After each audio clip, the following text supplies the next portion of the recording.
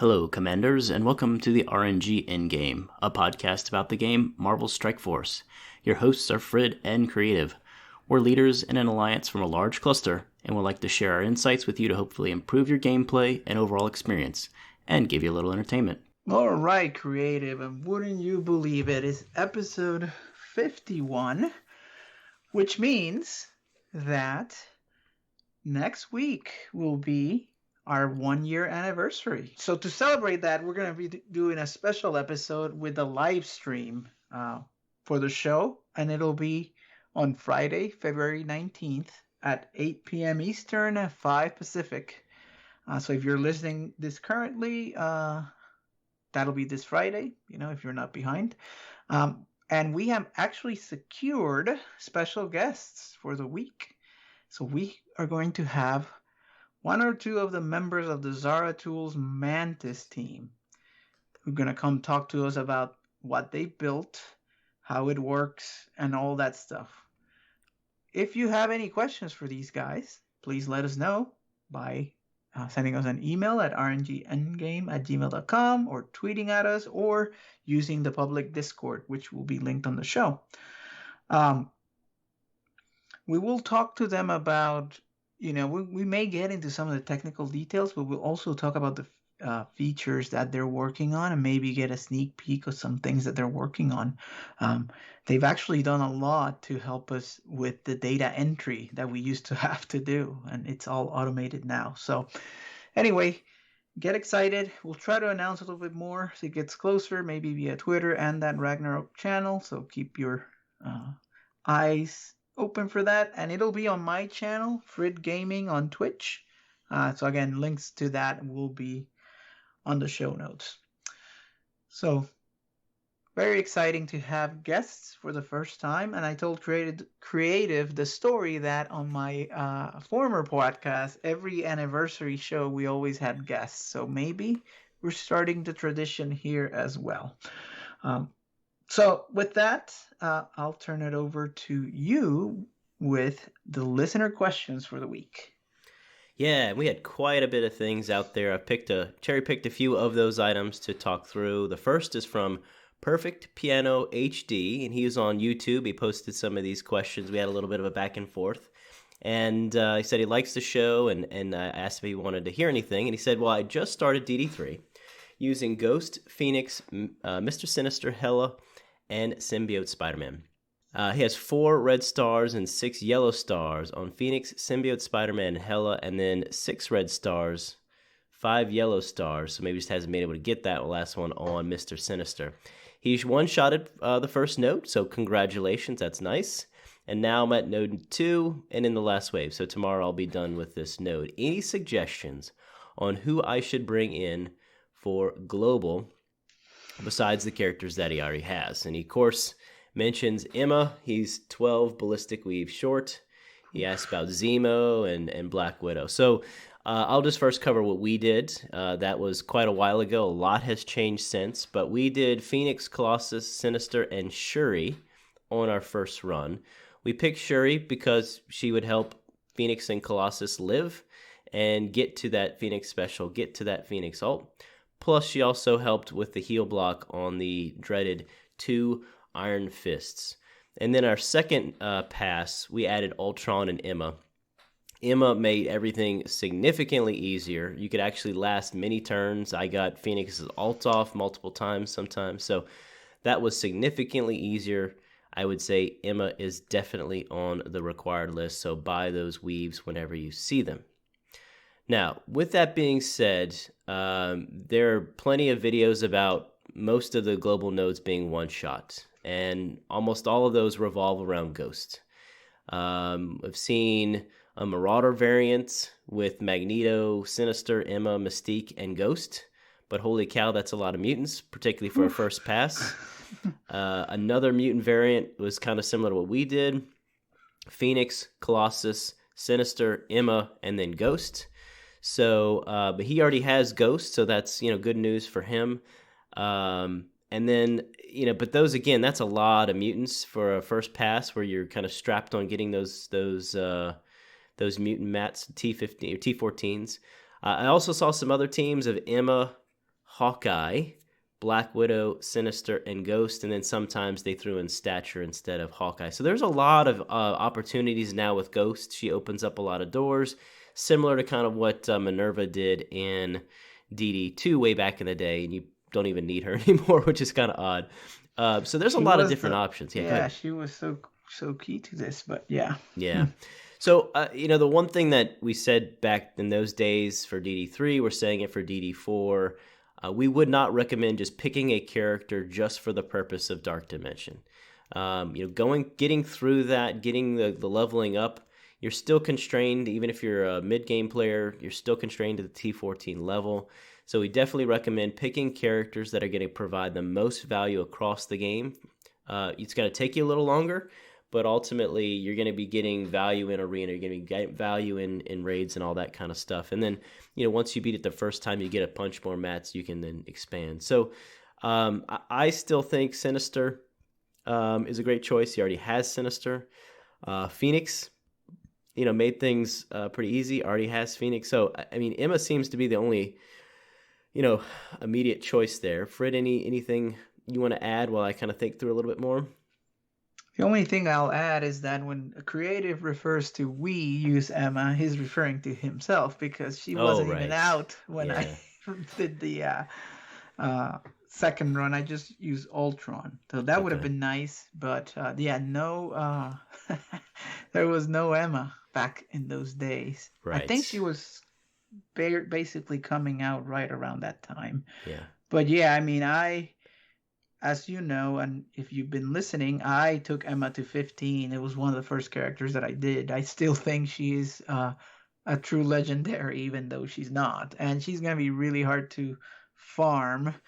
And I have six red stars, so no regrets there. I use it in Ultima 7. She helped me do Dark Dimension 4 and will help through the global nodes. So no, you won't go wrong, basically, if you go all in with her. Let's just put it that way. The other one that I didn't mention, I did do Fury. He's not going to make the node better for you, he's not going to do anything terribly significant, but, release some fodder and then give you maybe a defense up. But I found him very useful in other game modes, particularly war defense. People underestimate the T14 Fury, and they bring in, tier 11 Brotherhood and typically lose. But I don't know if there's a great answer. You already have most of the key meta characters for that. So Emma, if you want to look at a Black Widow, you want to look at maybe Mystique or some of those. But again, you're probably strapped for mutant mats. Yep, absolutely. Well, that's a good trip down memory lane there, Well, I started breaking out in hives thinking about DD3, so that was about as much research as I was going to do. Oh, man, those were the days. All right, so we also have a couple of questions from Commander Seth and Commander Q, again in the Discord this time. And Commander Seth said, for me, a big part of the game is having a farming goal.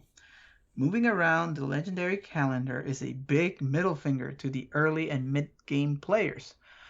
Why does Scopely hate its player base? And what's your favorite conspiracy corner theory for the constant legendary shakeups? And then Commander Q also asked, what the hell is going on over there at Scopely? These legendary communications that are contradicted and corrected within days. This is either a rudderless ship or different people yanking on the wheel. So they channel our Festivus, I guess, into the questions here because they're not very happy about this. And if you've seen, in case you haven't heard what's happened, Scopely has been making some blunders with their communication, especially around legendaries. First, they said Fury was coming. Then it wasn't Fury, and Fury is permanent. Then Star-Lord was supposed to be next. But then it said, no, it's actually Black Bolt, followed by Ebony Maw. So the revised calendar apparently is as follows. We've got Jubilee right now, and then it'll be Black Bolt, then Ebony Maw. So, think about a 2-week cadence. The 22nd is Black Bolt. March 8th will be Ebony Maw. 22nd of March would be Star-Lord. Then April 5th, Invisible Woman. April 19th, Magneto. May 3rd, Shuri. May 17th, The Return of Doc Ock. May 31st, Phoenix. And then if you want Jubilee, because you missed her this time around, that'll be in June 14. So still 4 months in between, right? Jubilee is going on right now, and the next time we will see her, according to this prediction, is in June. So that's pretty ridiculous. What do you think about this, Creative? Yeah, I mean, this is really, really strange. I can't remember them doing this probably ever. I mean, I know they kind of said, oh, by the way, someone's coming next, and it was quick, but they've never kind of gave us the wrong information multiple times in a row as it relates to Legendary. So this is just really, really weird that this is going on. I do suspect all of the vitriol, angst, and overall dissatisfaction that Scopely is facing is probably causing quite a bit of turmoil, and so they're probably reacting, like making Fury a permanent event, maybe seen as a positive thing. On the positive side, maybe a lot of people are ready for Black Bolt and ready for Emma, so they said let's go ahead and give them the game's easy button, Mr. Black Bolt, so that they can enjoy the game in a whole new way. For those that been a long time listener, we talked about the Black Bolt waiting room, and then all of a sudden you have this character that made everything easier. It's a fantastic character. So for those of you that are prepared and ready, even though he is coming early, congratulations. So maybe it's a positive thing. They said, you know what? We got a lot of people that can take advantage of Black Bolt, so let's do the event earlier. But we suspect that it's a different reason. I think someone forgot to check with the PhDs running the metrics, and the PhDs said, whoa, way too many people are going to get the Mr. Easy Button Black Bolt and Ebony Maw next time around without spending any money, so let's screw them over. Let's move it up. And as always, there needs to be no conspiracy theory. There is one reason and only one reason why Scopely and Fox Next never has and never will publish a Legendary schedule, and that is the same reason they're going to keep monkeying with the schedule, to force people into panic farming, i.e. buying terrible offers. Can you imagine, like I remember Phoenix coming up and people having to buy or thinking about buying Nobu and Hand Assassin. Oh, that just makes me want to gag. Oh, those were the old days. Wow. Yeah. So I think they're just doing their usual shenanigans, trying to get people to do the panic farming is honestly what it is. But I hope a lot of people are able to get to Mr. Black Bolt. So maybe, but something strange is happening, and I don't know how to best guess what's happening. Yeah, but I think you're probably right, because that's what they did with Jubilee. Yeah, you think about that. They had her, then they moved around, and yeah. So they monkeyed with the schedule there too. So that was a good point. Yep. Well, we also had some more questions for Commander Q. He asked, Reminex has been talking recently about providing solutions, not just taking a dump on the game and its problems. And we try to aspire to that as well. We talk about what's wrong and some things that we would change. So I think that's a good mantra. And one of the big problems that the community is facing is, I refuse to call it real-time arena. It is called PvP, as it is just not fun. So his thought was, how can we make it fun? He says, I'm not really sure if you can make it fun, but here are some thoughts. So he mentioned, first and foremost, is a much shorter season.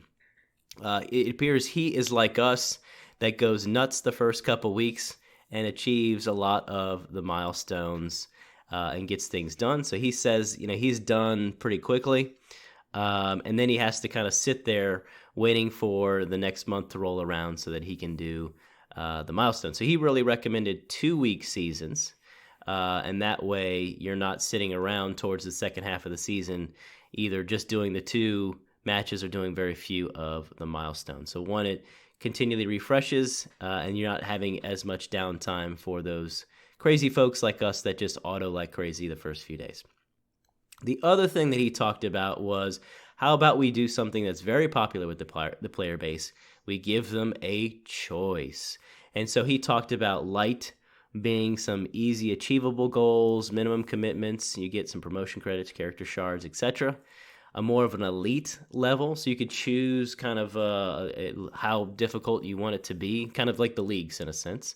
More challenging in terms of time commitment, more rewards, and maybe even throwing in some purple gear orbs, T14 pieces, T15 pieces. And then he called it the legendary level. And he said this will be a grind, but it'll have fantastic rewards. And this kind of reminded me of like Hearthstone, and you always getting the legendary rank, and you had to play so many matches to get there.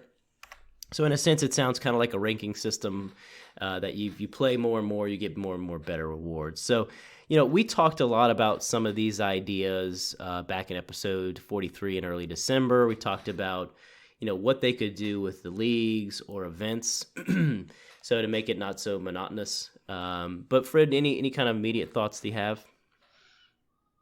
Yeah, I mean, something has to be done to make this compelling. I go back to your explaining PvP to your wife post, right? I mean, do you want to win? No, this guy's killing you. Well, isn't that the objective? No, you just want to get abilities off. It's like, it doesn't make any sense. Yeah. And other games have done this appropriately. So I don't know how or why this mark has been missed. I think the only thing that if you're gonna make, I don't know, they have to make the battle pass just available throughout the game, and then you can even it's more attainable, I feel. It doesn't feel as bad as a grind. You don't have to go to the PvP screen to do it, essentially, in some cases. That could be to grind out the last few things, but you could achieve it just by playing the game normally, like blitzing and others. So that's the only thing I can think of. But. Yeah, we talked about actually going different routes, so you could choose which type of PvP you wanted. Like, I still like the balanced draft, from time to time to try that out. Do I want to do... You want to get 400 or 600 objectives through that? Heck no. But, in terms of you could get more value, they penalize us for Blitz Sim, so why don't you give us more of an advantage for playing the balanced draft? And you see, 2 times the rewards or 2 times the objectives earned, stuff like that. Really 5 times to make up for the time commitment. But I do think, with whatever this league kind of thing is, you can give people some options. You can make it more compelling, because right now it's just you hit the auto button and you walk away. Okay. Yeah, that's another thing that could happen. But yeah, I mean, after I was done, I know you were doing the training takedowns mats or knockouts. Yeah, knockouts. I wasn't even doing that. I was like, I'm just done with this. I mean, there's no reason to do it. So I did 2 just for the daily and moved on. I mean, what's really bad is we have 4 or 5 days of where you have to do 2 matches for no rewards beyond the daily objective. I don't understand why they have to sit there, why they can't just roll into the next one. This isn't hard. Again, Calendar Carl is having some issues. Okay, let's get into the news. We interrupt this program for a special news bulletin. And as you remember from last week, we sadly talked about our 2-year-old alliance disbanding. Thankfully, Creative and I have been able to remain with the cluster. So that's good.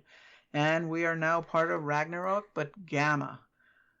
They're a great group and welcomed us with open arms. They were really welcoming. They seemed like a pretty stable bunch that know what they're doing. It's pretty well organized. And, it took me a second to get used to my new strike team after 2 years. I screwed it up maybe once. Yep. Creative kept saying that I was embarrassing him, but tell you, it was just one day. I cleaned up my act. One day I went the wrong way. The other day I joined the wrong ST. But since then I'm clean. I know where I sit now. And we have been very successful in war so far. And they got to see me taking down marauders like it's nobody's business. And part of that involves the X-Force that I have, which is pretty high. So now all of a sudden, I started seeing people. They asked me, "Oh, what did you put on the X-Force?" So I gave them the details, and I started to see those abilities get upgraded in the game. So I'm glad they're at least, we're bringing something to the table in terms of helping win and some knowledge about what are some of the counters. Like in one war, I killed 3 500 plus Marauders, and one had Doc Ock in it.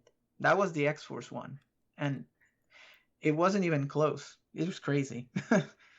So it's very and the other one was with that hybrid Hela Zemo team in security, which I thought, this is gonna be dicey. It's like a 200 punch up, no problems.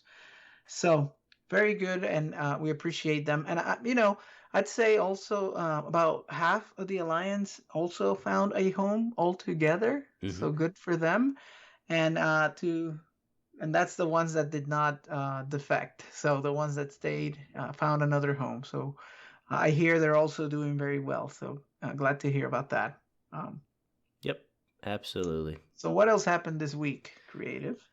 There was this little team called the Astonishing X-Men that has created quite the waves with the content creators. We have seen quite a few content creators in love with this team. And contrary to our opinions, the team, which is, still, I think we've seen content creators with 6 yellow stars, which we don't have, but gear tier 12. And the teams are ranging from 387 down to 280. We're not only usable in U75, but we're actually beating the nodes quite easily. Some of the content creators were even putting it on auto. So, I said a while back, if this team can beat the Rona node, I'll be all about it. And sure enough, the larger team did beat the Rona node. No one died. I think the first time around it timed out. But hey, I mean, if you can kill with no one dying in that node consistently, that is pretty darn crazy. So I mean, but think about what we need. It's like a 600-700 team to maybe get through it. Right. You're telling me a lower team can do it? That's pretty good. Yep. So it was interesting that a lot of the content creators only had them at T12 because they can't spin the orange mats because they're trying to do DD4. So, but if they're at 6 yellow stars in T12, and of course they all had 5 or 4 red stars on the characters, that means we could do tier 13 and probably have similar results. So, we're already taking the team to the parking lot. We got them to about 130, 150 K, and they're already winning on 8.3. And that's enough for Frid and I to be excited about a team.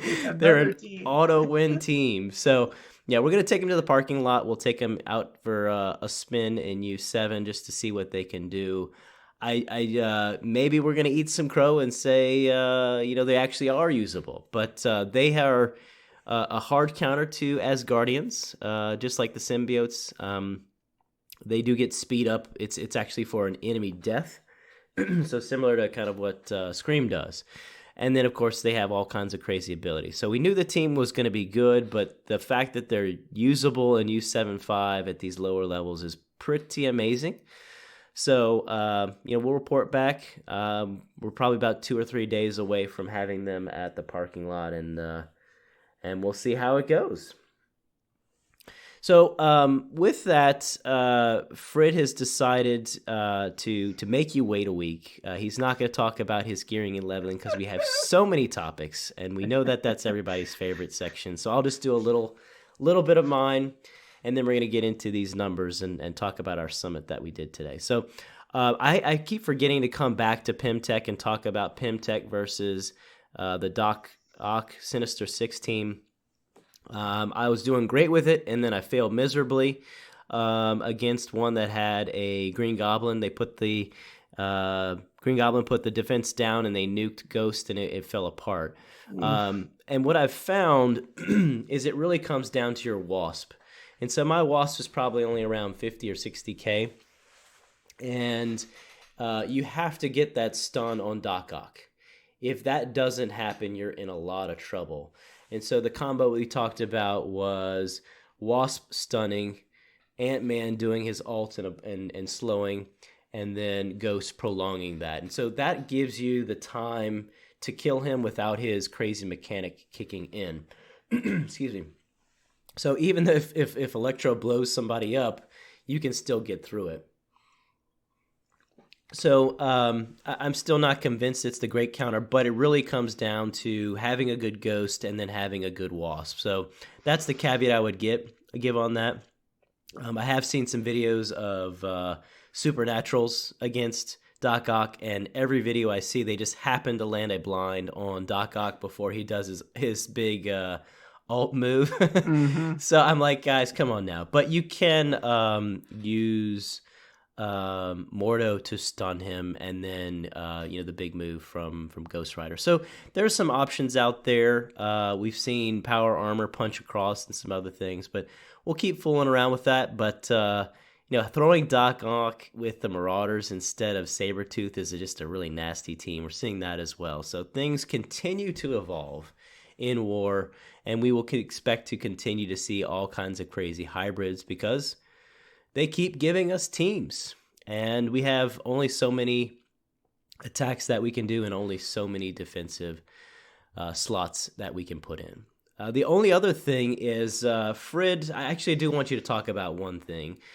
We have been messing around with our Blitz teams, and I am up to a whopping 28 teams, and Frid is up to 29. So I'm giving him a run for his money for the first time in a long time in a Blitz.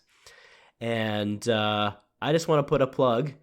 I have no save slots for anything but Blitz, and I don't even have enough save slots for Blitz. I still have 3 or 4 teams that I could use or put into there. So big request for save slots. We need those. But Frid, I do want you to talk about this odd Elektra Wakandan team. I don't know that it's odd. I mean, I've been messing around with the Wakandans because there's nothing you can do with them, right? It's like once Killmonger's out of there, he provides a lot of the damage. When I was getting the Astonishment X-Men, I put Beast with them. That was not very good. Then I put Kitty Pryde and Beast, took Okoye out. And that was winning pretty good. So that was the first clue that there's something to these Axemen. But now that I have the Axemen formed, I put Elektra in that 5th spot. And, believe it or not, they are winning at 8.3 if you find the right matchup. And I'd say they win more than the Defenders with Spider-Man, that I have. Because, Punisher is out of there to do the skilletary. So I don't know what it is because, it's all sim. But I think she's providing, the single, that big move that she does that kills something probably provides enough damage. Because Wakandans has a lot of sustain, but damage has always been the problem. Right. Without Killmonger, it's like, well, what do you do? So maybe Elektra hiding herself and then doing that big move, it's enough to, Black Panther and, those two basically do their thing. Mm-hmm. Okoye is out there. I don't know if there's any synergy. I probably should put it in auto and just study what happens because, I mean, it's amazing how many times I win. It's not a 90%, but probably 80% most of the time, which is surprising. Here's the real question. Do we think Elektra's rework as part of the Shadowlands team is just that awesome? Isn't it all activated D4s and you have to have it with... I'm just kidding. My Elektra is not that big either, so I don't know. Interesting. So, this is, we keep talking about Shadowlands and is it really going to be a good team or not? I did forget one thing on the X-Men.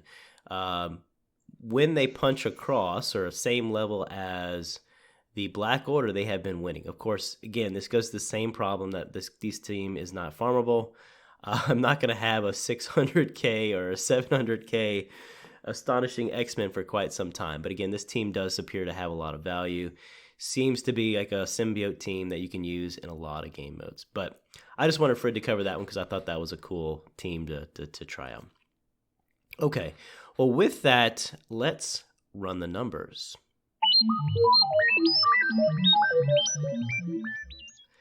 And Frid and I did a summit today. We've both been floundering a little bit as it relates to T15 and Dark Dimension 4 and what we want to do. And I kept saying I was frustrated about the gearing process and how slow it feels. And we wanted to channel our frustration and run some numbers. So Frid, why don't you start us off? Yeah, and then part of it is, that made me think about this, and it's the same struggle when you said, hey, some of the content creators don't even have the Axemen at 13 because they're gun shy about their orange materials for DD4. So I was like, all right, can we try to get to the bottom of it? Because I feel like my bottleneck is purple to 12, right? That is one. Mm-hmm. But then after that, I feel like I could go crazy, but it may hurt my DD4 progress. So we were trying to figure out, okay, let's try to get to the bottom of this. But the first thing we attacked is the elephant in the room, and that is the tier 15 materials. And it turns out that we need a whole lot more of the tier 15 to get through all of DD4 than we did of the 14 for DD3.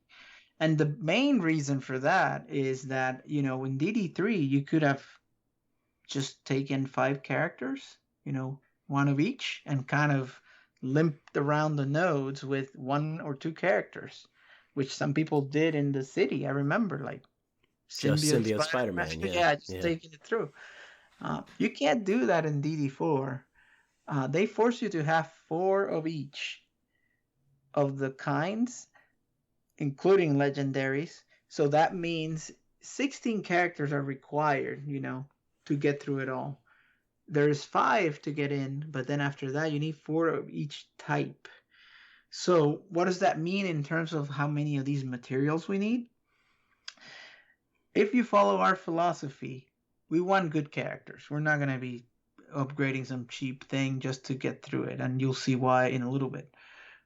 And most of those characters require 72 of each of the tier 15 pieces. And think about it, there's 2 different pieces for each character. So what that means is you need 144 of these tier 15 pieces per character. So you have 16 characters. Doing some quick math, you need 2,304 materials. That is one hell of a big number there. Think of 2,300, need 2,300 of these things. So Creative, I know you also ran the numbers for how many do we get. So take us through that. All right, to say that we are not getting showered with T15 mats would be an understatement. So let's talk about all the ways that we earned it. First and foremost, we have the gold store. And so we're finding that it's the T15 pieces do not show up very often. So we can go an entire day and not see a T15 piece, and when you see them, you see only one. So we're saying that you'll see it once a day, 33% chance of doing that. You get 1 per appearance, and so you get 1 per day, and that is 7 per week. I know what you're thinking. Next, you're saying, well, wait a minute, the War Store always has a piece in it, so certainly we get a lot more. Well, there's a problem. First, Frid and I are in Platinum 1. We have a decent win rate, pretty good attacking, and so, with all of that being said, we only earn about 18,000 war credits per week. Now, the cost to buy the pieces in the War Store, you see 2 of them for 1,400 war credits. And so there's 3 refreshes a day. That means you need to have 4,200 pieces or credits per day.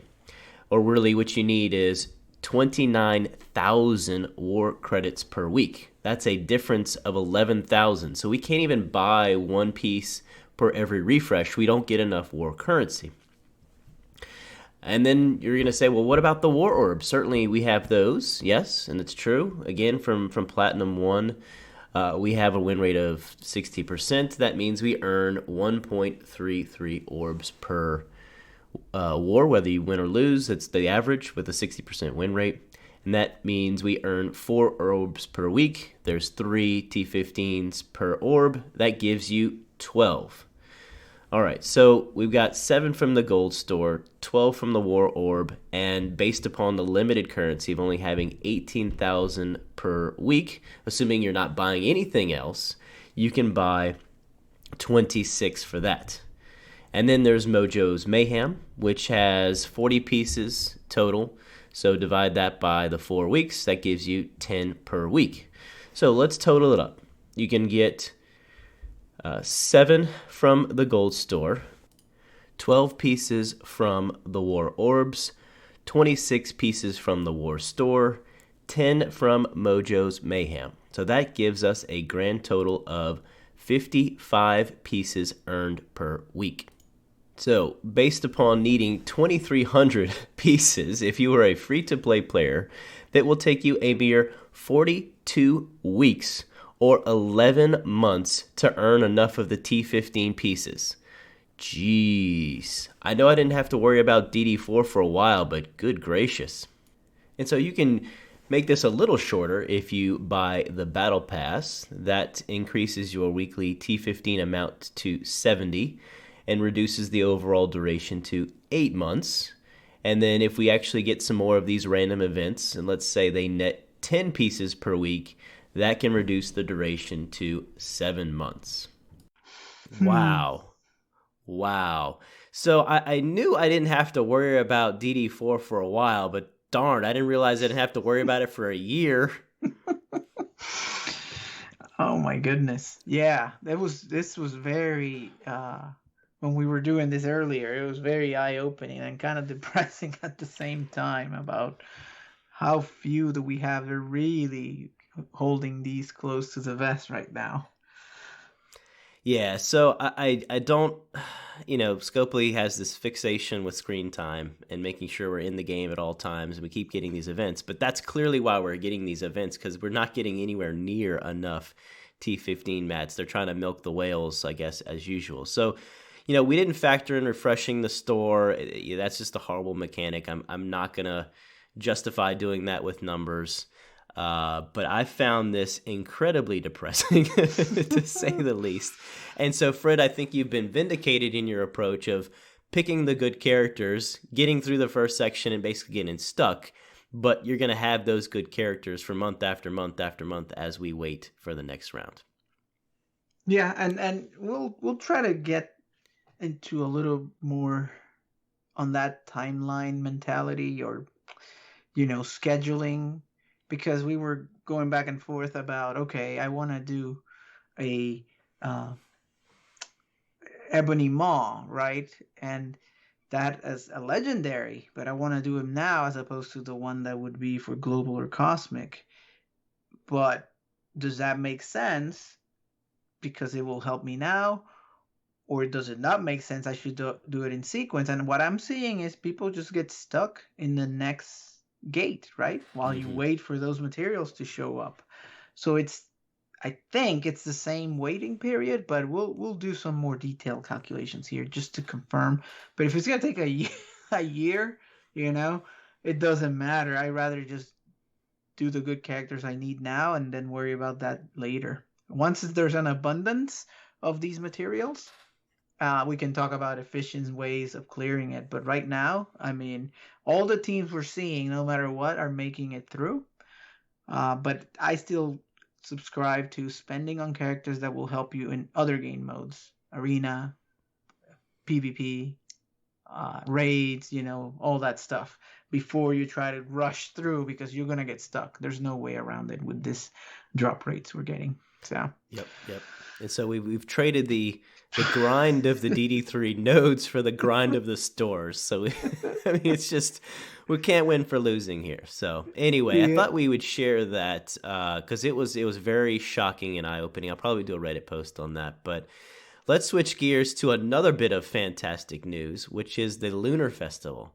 And so, Fred, you're going to talk us through some of that as well. Oh, my goodness. Yes. So the new event that they kind of announced, and remember we said on the blog post that it says it was about cores, and I'm like, oh, that's weird, probably, they won my cores, so they're coming for them. but maybe it'll be something reasonable. So what is it?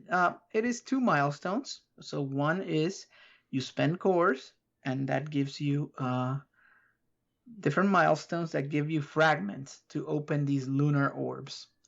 And then once you open these orbs, and there's blue, purple, and orange, you get points. And that's it. So fairly straightforward, just 2 milestones, not like sometimes they give us 3 and it's very confusing. But this the other time, thing, yeah, sorry. The other thing is that the one that is about opening is a alliance-wide event. So that's new. It's not individual. So again, the one that is spending cores resets daily. It gives you the fragments, then you open the orbs, and that one runs for the 10 days, and it's alliance-wide. So the points are really high there. We'll get to that. All right, so where do we get cores from? Well, every day, if you just do the normal stuff, calendar, that the daily login calendar on average, the daily objectives, and gold and energy milestones, we get about 150 cores out of that activity. So how do we get more? It's arena mainly. So that means depending on your rank, the higher you are, the better. So when this was released, the amount of cores that was needed was some ridiculous amount. Was it 5,000? Well, it wasn't that it was required. They let you spend up to 5,000 cores per day. We'll get to the numbers. You don't require anywhere near that to do it. But they put it out to get some of the later stuff, like T14s and some gold promotion credits. You had to spend 5,000 cores. Right. So they've already, of course, there was an uproar. The community was up in arms. What is going on? Because this is on the backs of other things that have been happening. So they've already said that the event, quote unquote, missed the mark. And as a result, they're going to give us 100 cores via calendar for the remaining of the time. And this will start on Saturday. So that's tomorrow as of this recording. All right. So at least there's something we're going to be getting. Everyone on the Alliance should be doing their 4 energy refreshes. That's 200 cores. And then if you get 100 for free, that's 300 that can go towards it's called the Cheerful Celebration.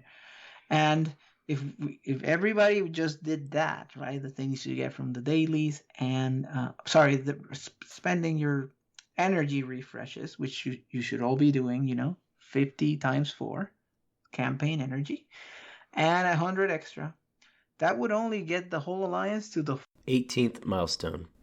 So it's not, not that much, which means we got to spend a little bit more. So if we spend 350 cores per day, that gets us to milestone 21, which gets us 3/5 of the tier 15 pieces. Like those, what is it? Armory orbs? Is that what they're called? No, it's just the tier 15 pieces. Oh, towards a character. Yeah. Yeah. Isn't it 9 of each? I think that's what it is. Yeah, and so there were like 4 or 5 milestones with those, and so this got there kind of halfway through. I gotcha. So yeah, not even all of the available ones. I don't know which ones are first, if there's some kind of weird intention there, but we would have to see. So this means 3,500 cores we're up to for the 10 days that you're spending. For the entire alliance. Right, everybody has to do this. Okay, so to get all of the tier 15, so not 3/5, but 100% of them, you would need 550 cores spent per day. Every day, everybody. Nobody can miss one here. I know there's fluctuation, but that's quite a bit of cores. I don't know anybody that's doing 550 a day. No. And then there is one final item that is a mysterious 5 red star orb, which I don't even know what it is. The wording was really weird. Yeah. It was like, you can upgrade a name marquee character, but Are they going to let us pick, or is it random? I'm not sure. It's not clear. And this one requires 625 cores a day by everybody in the Alliance. So you would need to buy 475 extra cores per day. That's not counting whatever you get from Arena, which, according to their prices, is more than $50 a day. If you're a top 20 player in Arena, you can offset that if you had to buy these cores by around $20, so it would only be $30 spending on cores. So if you're kind of spender, maybe the battle pass will be better for you. So Creative, you ran some more numbers. You want to get into those details for us? Yeah, so when they talked about missing the mark in kind of getting the scathing reviews, their statement was, while the intention was for those and the top tier milestones to be a reward for only a select few players who wanted to contribute extra to their alliances via the cheerful celebration, we understand that it can be easily perceived as a goal we wanted all players to reach. We do apologize for making the design intentions clear at the start of the event. So that's a very verbose, nice way of saying, we like the whales. We cater to the whales. And this event wasn't for you, Mr. Creative Peon that doesn't spend any money. So it was pretty shocking to see kind of some of these numbers. I mean, we spend cores. We spend a lot of cores, and we kind of screwed the pooch a little. We did our Bishop Blitz Orbs before this because we didn't understand, because they just said spending cores, so we didn't understand. But, who is going to go spend 6,000 cores for a dinky event like this? I mean, you're going to get 10 shards of a few of the characters. You're going to get some T15s, but I mean, I just don't get it. The peer pressure across an alliance is even worse to me. And then showing who contributed and who doesn't just feels wrong. It sounds wrong. Yes, we spend cores daily. And if you want to give me something extra for spending those, fantastic. But doing it in this way just felt very flagrant that we cater to the whales. We're going to keep trying to milk the whales for every little bit of coin that we can get out of them. So this one just was very strange. I think, Frid, we can clearly say, again, if you want to give us something extra for spending the cores we're already doing, fantastic, but we don't want this event to come back around. Anything you want to add, Frid? Yeah, I mean, I think the response to this was pretty universal. And I think it's because of the context of everything that's going on, but Sure. Just because it's pretty tone deaf. Like, in the middle of all this, the one thing that they never try is to go after the cores, which is kind of the most premium currency, right, to get anything. Yeah. And here we go. They try to do it, and they went crazy with how much they were asking for. So it's just another kind of insult to injury to where we are in the game. And they've already made some adjustments, but I don't know. We'll see if they retire this one as a one and done. It doesn't. Where's the fun in the sun? Remember those? They're so good. Yeah. I want some chimichangas again, man. No, the chimichanga way. That's the best way to do it. Yeah. Anyway, just a swing and a miss there, unfortunately. Yep. Do you want to take us home with a little conspiracy action? Yeah, our conspiracy corner. So, and I don't talk about Red Stars very much. I talked about that last week and why. But on a random Wednesday afternoon, I received an in-game email inviting me to give MSF feedback, a rating on the game, and leave a review. And I was like, well, that's kind of weird. It's kind of a weird time to get one of these requests. I'm not sure you really want to send it out in the middle of a potential boycott, but whatever. And then I realized I had saved up a ton of regular Red Star Orbs and Elite Red Star Orbs, including an Elite 6 for Jubilee. And I went nuts opening those around Wednesday afternoon. And of course, that's when they prompted or sent this request, is after I opened the Elite 6. So sorry, Copley, I didn't get a 6 Red Star Jubilee. I'm not going to give you a good review. But I thought that was so shady that all of a sudden I did get a good character. I got Crystal, which I'm very, very excited about. I'm a big fan of the Inhumans, but I felt that was really shady. Tying into the gambling mechanic, and then, oh, hey, you just got a 6 red star character. Why don't you give us a review? So no, not so much. So I thought that was funny. I opened everything that I had, by the way, since we didn't talk about this during gearing, and I got a 5 Sabertooth and an upgrade to Star-Lord from 3 to 4, but a total of 3 on Jubilee. So, that's yeah. So our good streak. I mean, so we both have 5 on Doc Ock and some other things, but yeah, our good streak has kind of run to an end. But I mean, you got good red stars on Astonishing X-Men. You got 5s on a lot of them. I got 4s, but I think she's kit based, so it should be fine. And she's 5 yellows just because they unlock, so that helps, Yeah. Yep.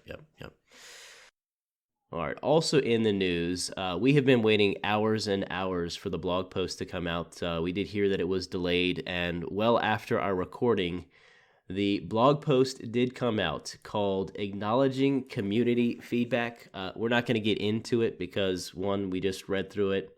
2, it's a lot of talk that they're going to look at doing things. Most of these things are easy and could be done pretty immediately, so I'm not quite sure. But there's some positives in there for sure. A lot of it appears to be geared towards, the whales, as we've talked about. They're still not addressing our concerns on character release methods or cadence. But again, they're giving us training mats and some other things. So we're going to talk about that in a future week once we see some of these things solidify a bit more. But yeah, we're not going to go into in depth because it came out well after our recording time. All right, so I think that's the show for today. Again, I do want to keep talking about T15 pieces and how ridiculous that is, plus the requirements for more characters just to get through the event. So we'll talk some more about that in future weeks. But as always, if you want to continue the conversation, you can reach us on the Ragnarok public Discord. It's in the show notes. Come by, stop by, say hi. We've got 3 channels for your pleasure. Of course, you can send us an email to rngingame@gmail.com. Same thing for Twitter, at rngingame. And always, you can leave us a review on the Apple Podcast Store. So with that, we'll close out the show. Say justice for beasts. Stay safe. Stay healthy. And look forward to next week. We have our anniversary stream. Excellent. Thanks, everybody.